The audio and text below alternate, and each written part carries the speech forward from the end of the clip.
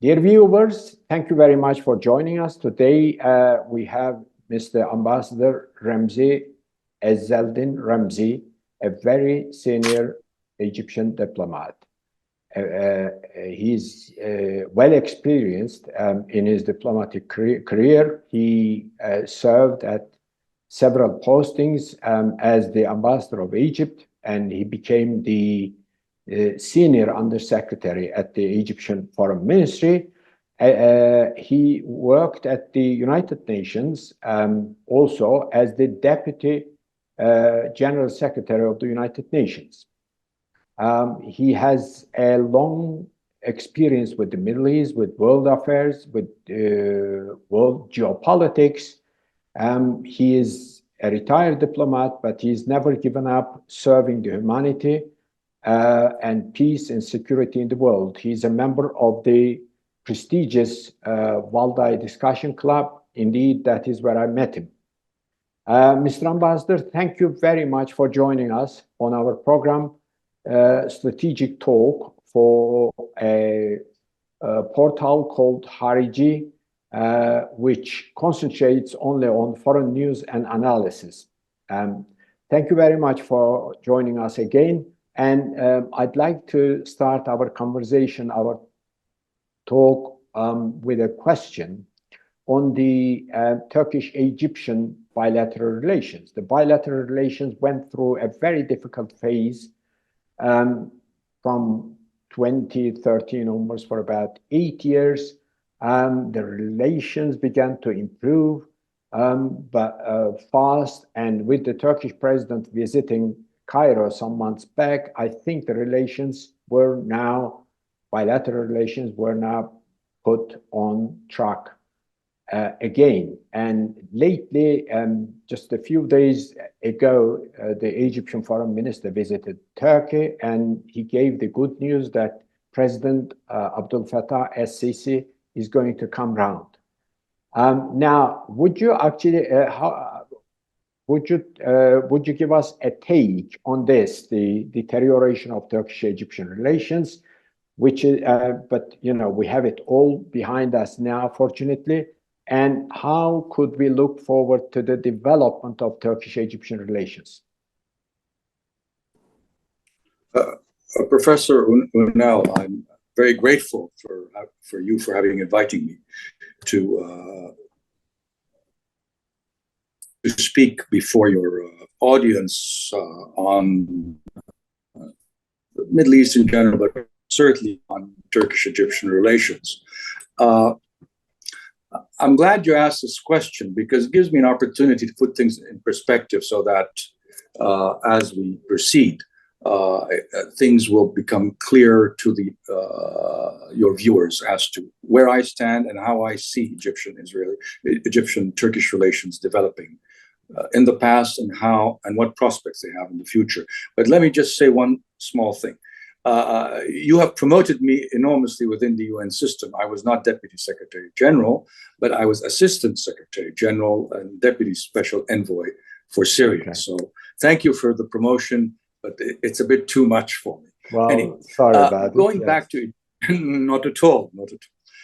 Now, insofar as Egyptian-Turkish relations, I've been following relations between Turkey and Egypt for decades, and I was always a very firm believer in the importance of very close relations between the two countries for a variety of reasons, economic and political. And of course, there's a long history between Egypt and Turkey that goes back not decades, but centuries.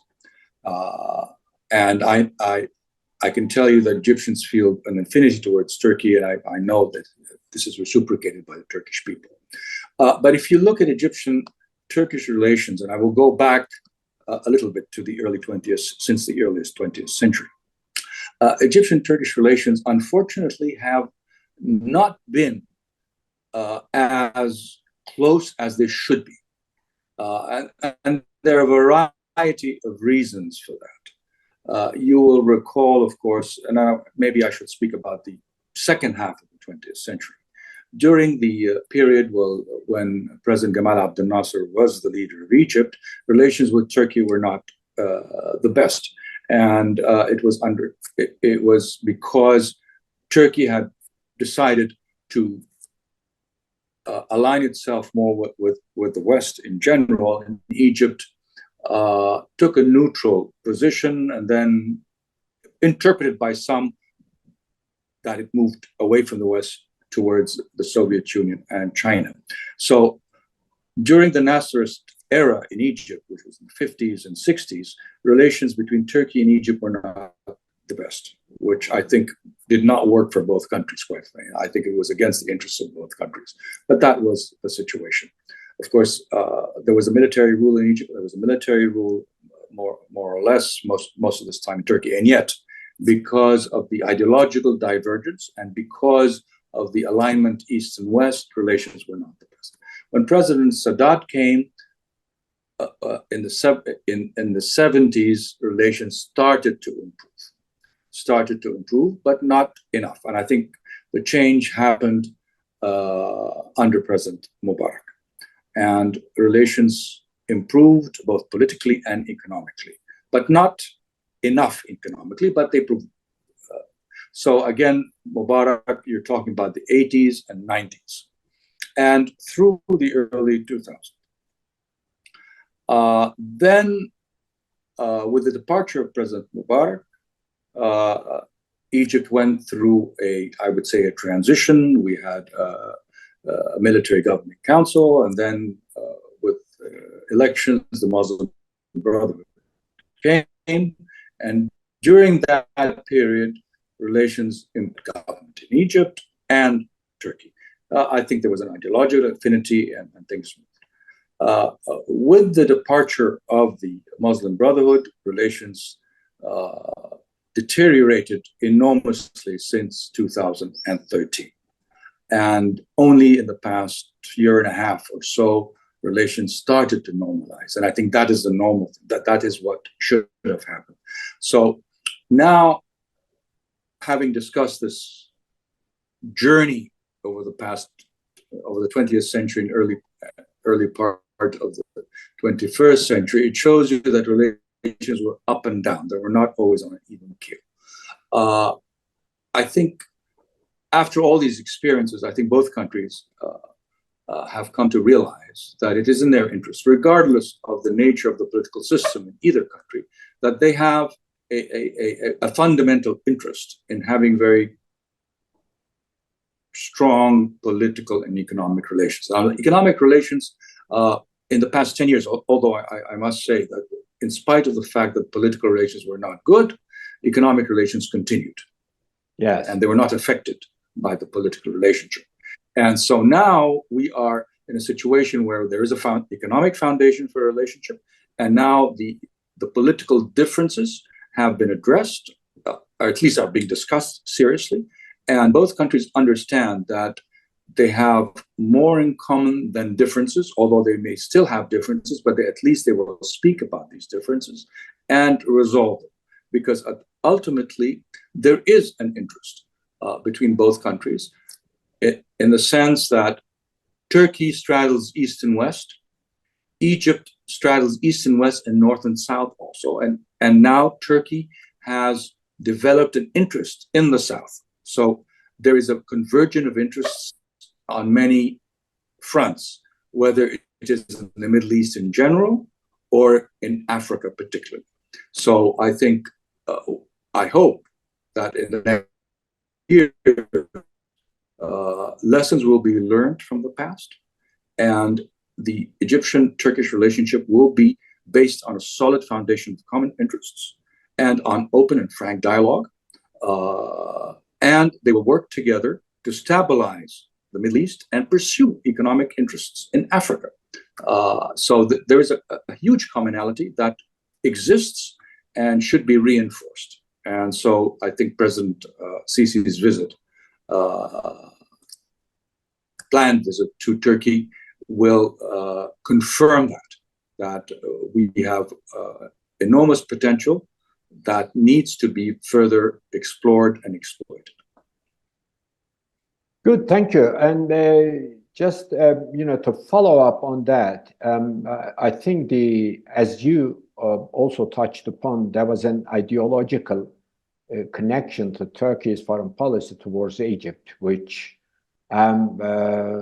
was the root problem for the development of the bilateral relations at that stage. Well, to name it, Turkey basically came out in support of the Muslim Brotherhood movement and their ideological stance, and then as as you said, with the departure of the Muslim Brotherhood from the Egyptian political spectrum, Turkish-Egyptian relations deteriorated. Now, we have close connection and good cooperation between the two countries, but we know, or at least I do, Egypt's susceptibilities with regard to Hamas movement, for instance. Of course, what is going on in Gaza cannot be directly treated within the context of Hamas, but Egypt is quite uneasy, is it uneasy about Turkey's connection with Hamas? Because as Egyptian Foreign Minister Sami Shukri was visiting Turkey, the Turkish president was also receiving the Hamas leader in Ankara. Would that be any problem would it impede impediment in the way of developing relations? Well, I mean, the same leader that President Erdogan met in Ankara was met also in Egypt. Maybe not by the president, but he does visit Egypt regularly. Yes, you are right. I think there is a problem, an ideological problem between Egypt and Hamas. Hamas being the Palestinian manifestation of the Muslim Brotherhood. But that has never obstructed Egypt's relations and contacts with Hamas.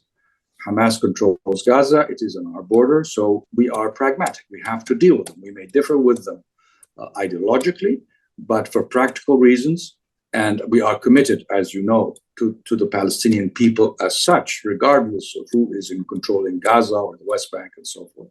So our relationship with Hamas is a pragmatic one. It serves both our interests, although we differ ideologically, and they know that very clearly, and we make it very clearly to them. And we have always encouraged them and the PLO to reconcile. I mean, let's face it. I mean, at the end of the day, the Palestinians for themselves have to decide who will represent them, and there has to be a process that would allow that.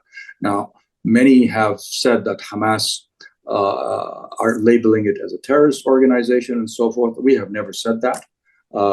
They are part and parcel of the Palestinian entity, although we do not support many of their policies, whether external or even within the Palestinian thing. But for practical reasons, we deal with them. So I'm not very I don't think the fact that Turkey is supporting Hamas, and it has supported very clearly Hamas for a long period of time, it will be an impediment to further strengthening Egyptian Turkish relations. It could be, and it probably will be, one of the issues, depending on how Turkey deals with it, where we may agree to disagree. I mean, we disagree, for example, on Syria, although Turkish position has evolved over the years when it comes to Syria. So the gap between the Egyptian and Turkish position on Syria, I think, has been reduced tremendously. We also have our differences on Libya, which is our neighbor, immediate neighbor. But again, if we're able to discuss things frankly, I think we can overcome all of these things because they're much more important strategic interests that are important for both our countries. So no, I mean, if the question is your contacts with Hamas will impede the progress of Egyptian-Turkish relations, I don't believe so, as long as we agree what is how to handle the future of the Palestinian people and the right to self-determination and the state of their own. I mean, that is the context in which we should have our discussion. Thank you. That's very good to hear because I've been in favor of the Turkish-Egyptian, or I was for the Turkish-Egyptian rapprochement again. And I was a vociferous critic of Turkish government's handling of Syria as well as Egyptian policies. And now I'm glad that things are coming back to normal.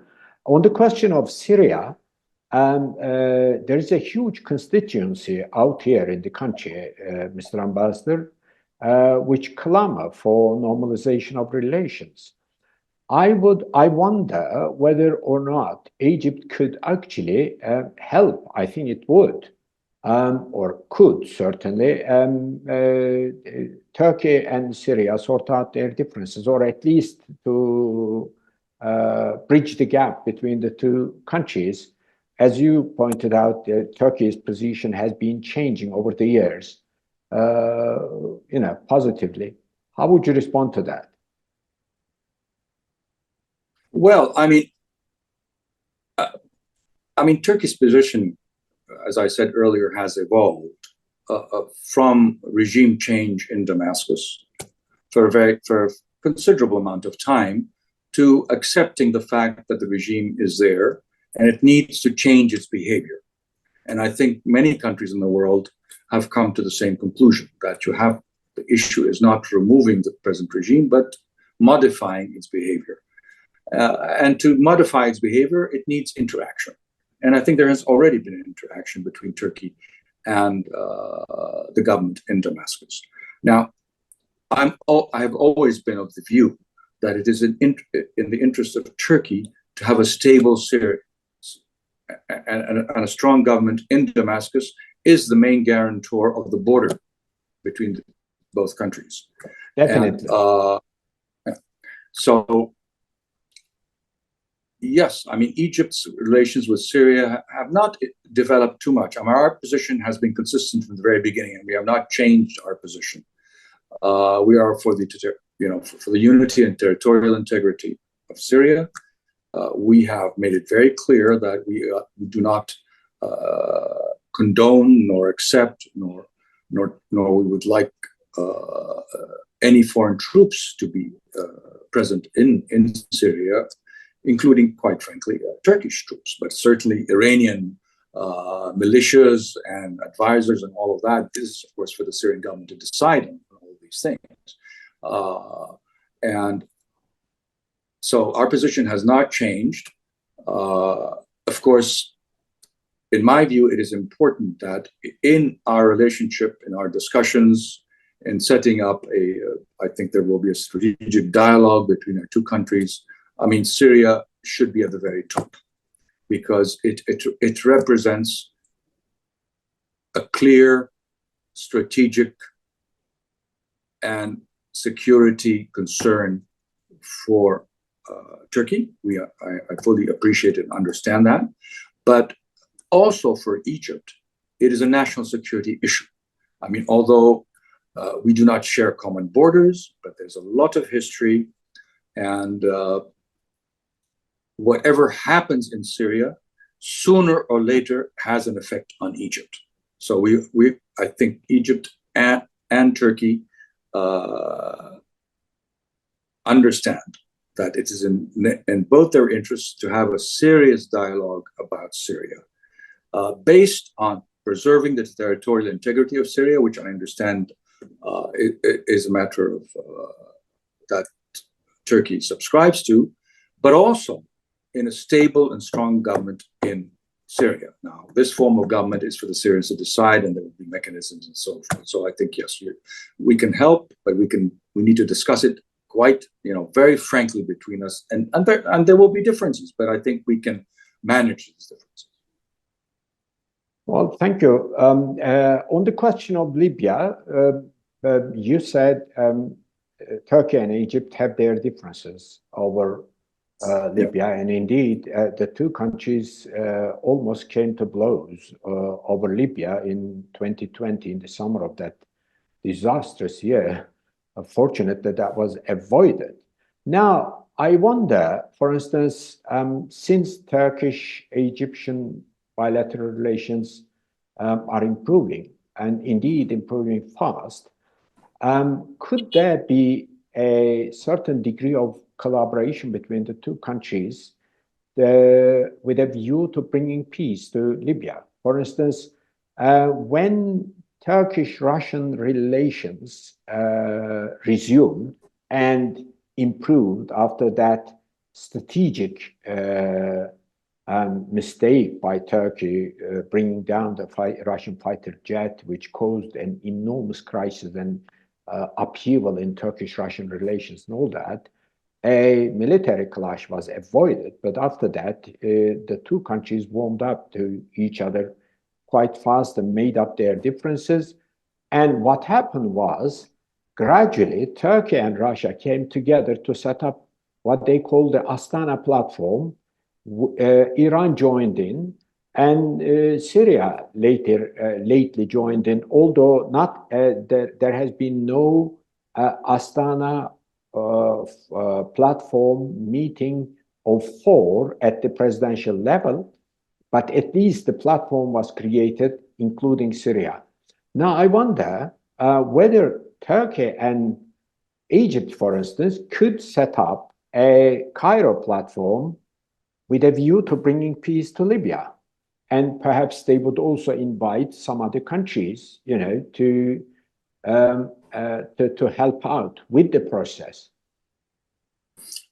Professor, I mean, you pointed out that relations between Turkey and Russia improved after Turkey shot down a Russian airplane.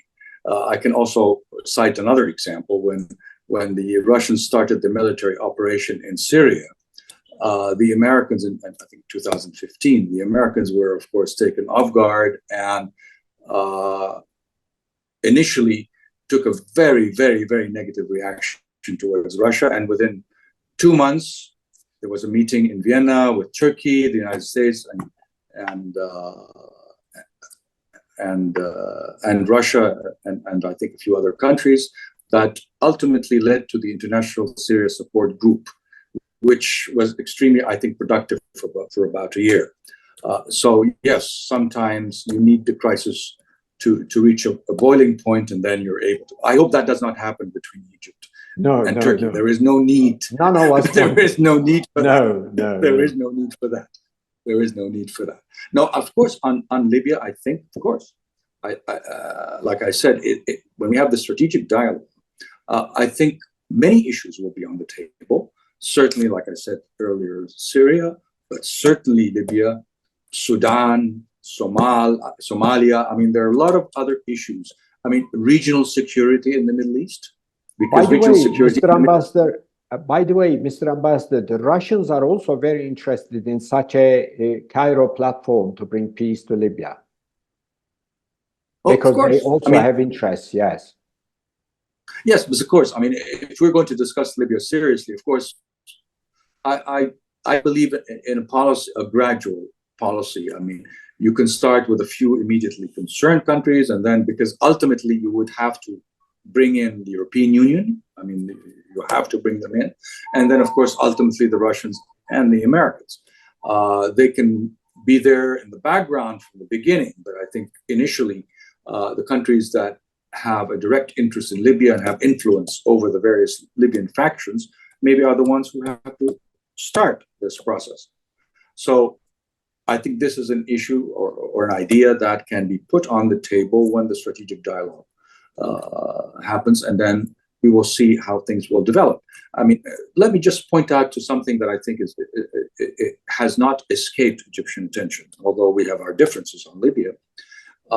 When at one point of time, when the differences with Libya, I think, came to the forefront between Egypt and Turkey, when you signed an agreement on the delineation of the maritime borders and economic zones between Turkey and Libya, it did not escape us in Egypt that you did take care of Egyptian interests, in spite of the fact that our relations were not at their best. But Turkey was, I think, made it was keen on giving a message that it has its interest in Libya, it wants to do so, but it does not want to. Now, these are when it comes to the economic interests, and that happened at a time when Egyptian-Turkish relations were certainly not at their best. Actually, they were quite difficult at the time. So it's not just the problem has always been the political differences.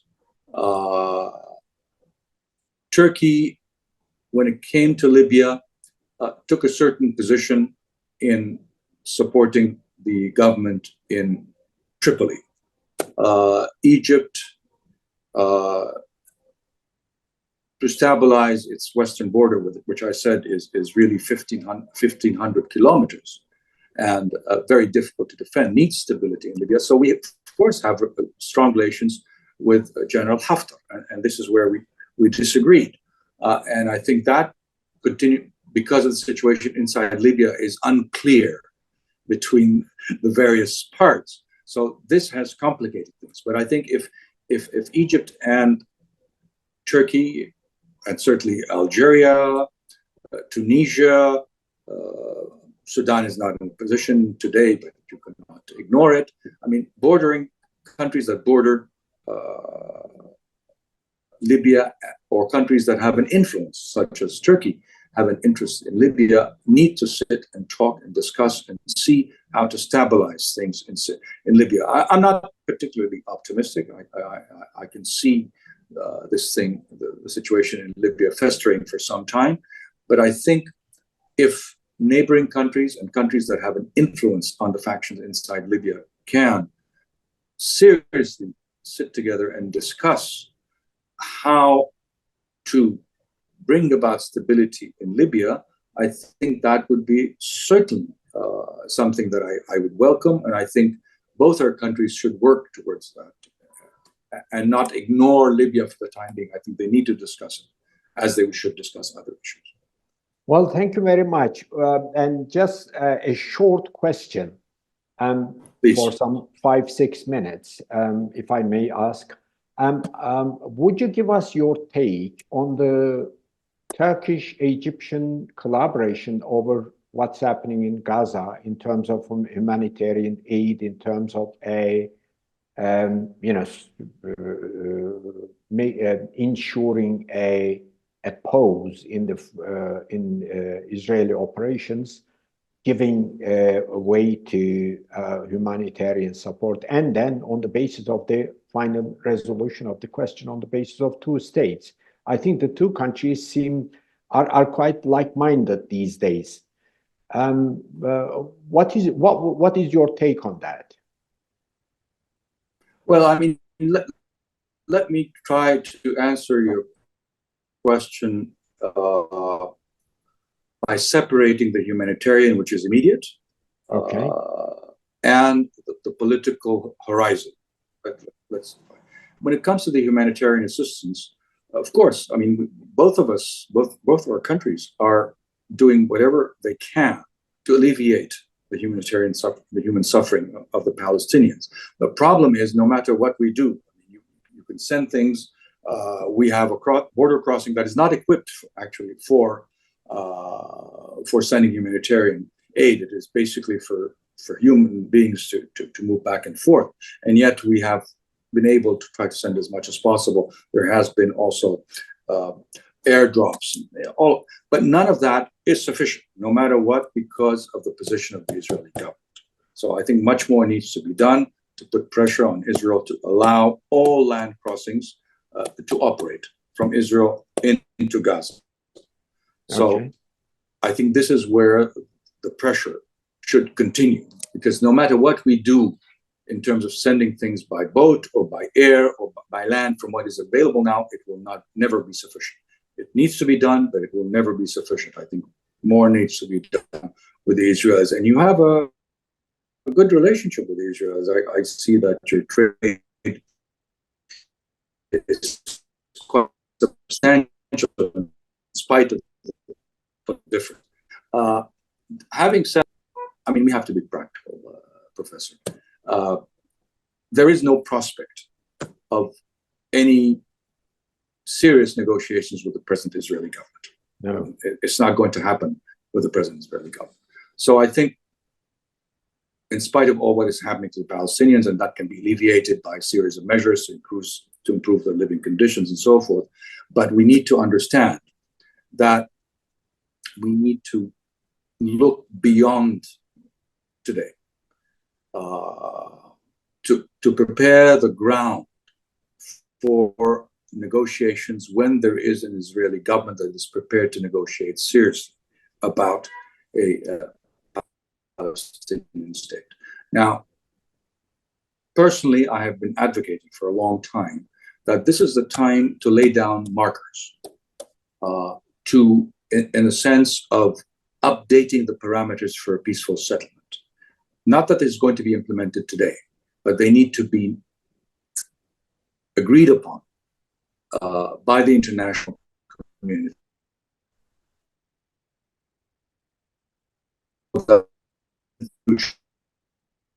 And one of the most important things that need to be done of the Palestinian state and its admission to the UN. I know people will say, but what practical results it has? I will tell you what results it will have. One, it will influence the dynamics inside Israel, because Prime Minister Netanyahu has been saying that he has been the only person who has been able to prevent the creation of the Palestinian state. And he is selling that to his constituents in Israel. Now, if the international community recognizes the Palestinian state, and you will, now there's 140 countries that recognize it, maybe we can go up to 160. I mean, there will always be 30 or 25 countries that will not do that. And the United States will continue to veto any resolution that would admit.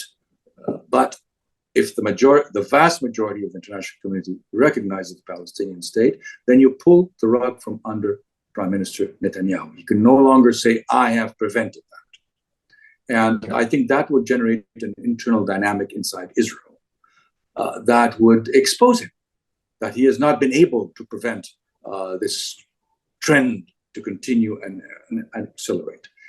And at the same time, it will give hope to the Palestinians. I know, okay, the Palestinians have their own problems, but they have been negotiating. They have directly and indirectly over the years, of course, Oslo Accords and whatever. But what did they get in return? Nothing. And their hope has been reduced to nothing in the possibility of establishing a Palestinian state. So I think if more countries recognize Palestine, I think it will give hope to the Palestinian people. And then they will feel in a stronger position when they come to negotiate with the Israelis down the road, when there is an Israeli government. But in the meantime, that is, I think, the most the international community can do. Alleviate the humanitarian plight of the Palestinian people and give them a horizon of hope that down the road they will be able to negotiate as a state. I mean, people will say, but what about the borders? But Israel, until today, has no recognized borders by the UN. It has, the map it submits to the UN does not include clear borders. So the same thing can happen to the Palestinians. You establish a Palestinian state and you refer to the lines of June 4th, 1967, and say, well, the final status will be subject to negotiations between two states. And I think that is probably the best thing that can be done at this point of time. I acknowledge that this may not be sufficient to Palestinians who have suffered. I mean, you're talking about at least 33,000. I saw today figures that are even much higher, and more than 70,000 that have been injured. I mean, it is time the international community takes concrete action. And until the United States decides to change its position, and that may happen, I mean, even the US position has evolved over the past 6 months. Not sufficiently. An election is coming up, but I think what we need to do, and I think here Egypt and Turkey can work together with the Arab countries to make sure that there will be more countries recognizing Palestine. And when the time comes and there's an Israeli government, and by so doing, you will have I think you'll have a different Israeli government. Now, what kind of Israeli government? I hope it is not similar to the one we have today. Then negotiations can start. Well, thank you very much, Mr. Ambassador. It was you have given our readers a lot of food for thought. It was a bright, basically interview. Thank you very much again, and hope to see you somewhere. I look forward. Yes, I look forward to seeing you again, perhaps in Moscow in one of those meetings. Otherwise, best regards, and bye-bye for now. Thank you very much for having me. I look forward to seeing you soon. Bye-bye for now.